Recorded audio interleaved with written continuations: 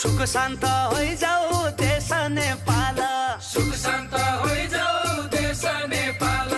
रोजगारी आइजाऊ आँगनमा कति राम्रो होली फागुनमा रोजगारी आइजाऊ आँगनमा कति राम्रो होली फागुनमा हे पशुपति हे बैजनाथ हे पशुपति हे बैजनाथ युवा फर्काइदेऊ आँगनमा कति राम्रो होली फागुनमा